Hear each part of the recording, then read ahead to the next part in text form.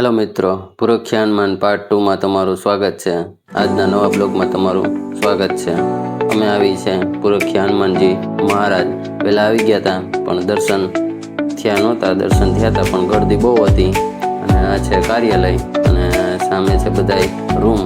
ત્યાં રૂમ રાખી અને સામાન મૂકી અને પછી અમે આવ્યા છીએ। તો અત્યારે ભીડ ઓછી થઈ ગઈ છે। અમે આવ્યા ત્યારે ભીડ બહુ ઝાઝી હતી તો તમને દર્શન કરાવી નહોતા શક્યા।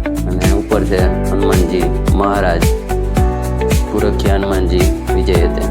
તો ચાલો મિત્રો, હવે આપણે દર્શન કરીએ દાદાના અને તમને પણ દર્શન કરાવું। તો ચાલો મિત્રો।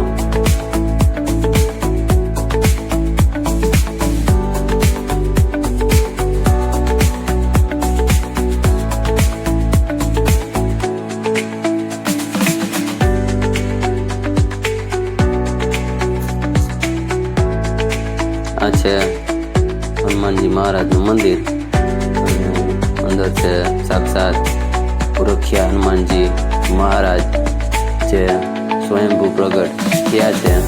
હનુમાનજી મહારાજનું, પુરખ્યા હનુમાનજી મહારાજનો ઇતિહાસ બહુ મોટો છે।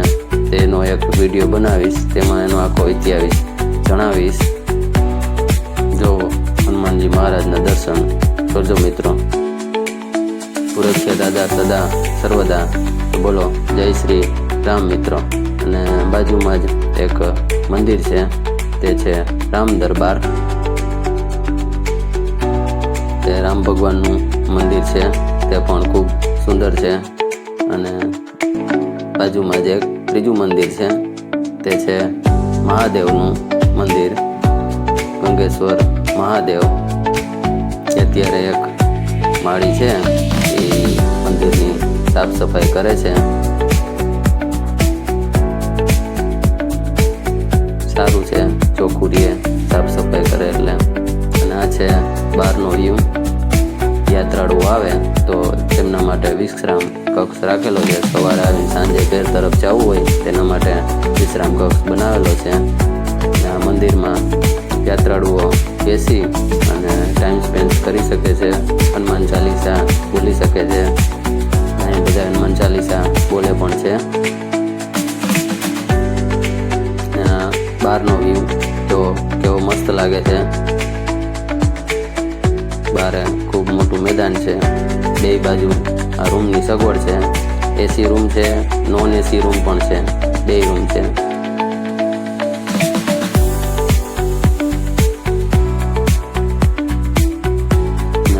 શિવાને બહુ મજા આવી છે। અમે એકચ્યુઅલી ફૂલ ફેમિલી આવ્યા છીએ અહીંયા હનુમાન દાદાના દર્શને। તો કીધું એક બ્લોગ બનાવી નાખીએ। અને શિવાને તો અહીંયા બહુ મજા આવી ગઈ છે। મેં કીધું શિવા અહીંયા રોકાવું છે? તો કે આ અઠવાડિયું રોકાઈ જાય મંદિરના પરિસરમાં, જ્યાં ત્યાં થૂકશો નહીં। સાચી વાત છે મિત્રો, ચોખ્ખાઈ રાખવી જોઈએ। બહારનો વ્યૂ ખૂબ જ સરસ છે।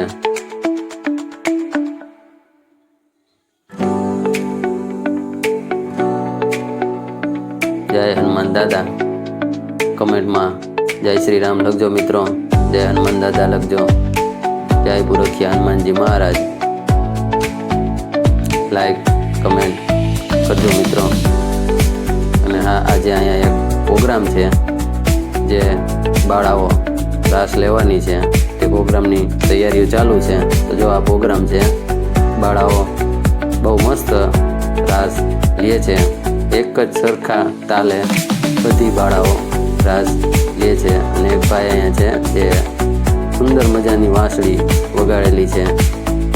બધી બાળાઓ એક જ તાલે રાસ લે છે। કમેન્ટમાં જય શ્રી રામ લખતા રહેજો। આ બાળાઓ માટે એક લાઈક બને છે। જો મિત્રો, બધી બાળાઓ એક જ સરખા રાસ લે છે અને એક જ સરખું ગાયન પણ ગાતી હતી। તે મેં રેકોર્ડ નથી કરેલું પણ બહુ મસ્ત ગાતી હતી। મંદિરના બહારના વિભાગમાં જ આ બધી બાળાઓ રાસ લે છે। તો ચાલો મિત્રો, હવે જઈએ આપણે પ્રસાદી તરફ। અને હા, બાજુમાં જ લેડીઝની લાઈન છે, આ બાજુ જેન્ટ્સની લાઈન છે, પ્રસાદીની લાઈન છે. શનિવાર ને મંગળવાર બહુ જ ભીડ હોય છે, બાકી આટલી ભીડ હોતી નથી. શનિવાર ને મંગળવારે હોય છે. આ છે પ્રસાદીનો હોલ, જે હોલમાં બધા પ્રસાદી લે છે. અંદર શૂટિંગ કરવાની મનાઈ છે, કેમ કે બહુ ભીડ થઈ જાય એટલે શૂટિંગ નથી કરવા દેતા.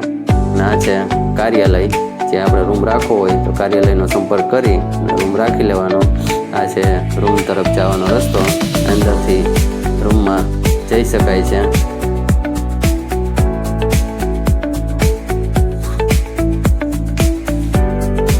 અને આ છે બહાર જવાનો રસ્તો, જ્યાં બારે બજાર છે.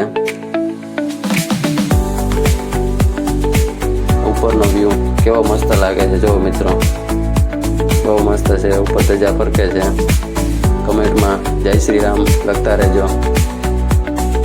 બારે બજાર છે, બજાર પણ બહુ મસ્ત છે. નાની એવી બજાર છે. બજારમાં બધી વસ્તુ મળે છે, પ્રસાદીને એવું. ચાલો મિત્રો, બજારમાં તમને હું દેખાડું. અહીંયા શ્રીફળ મળે છે. હનુમાન દાદાને તેલ ચડાવવા માટેનું તેલ પણ મળે છે. અને આ છે પુરખિયા દાદા પ્રસાદી. હનુમાન દાદાની ગદા પણ અહીંયા મળે છે.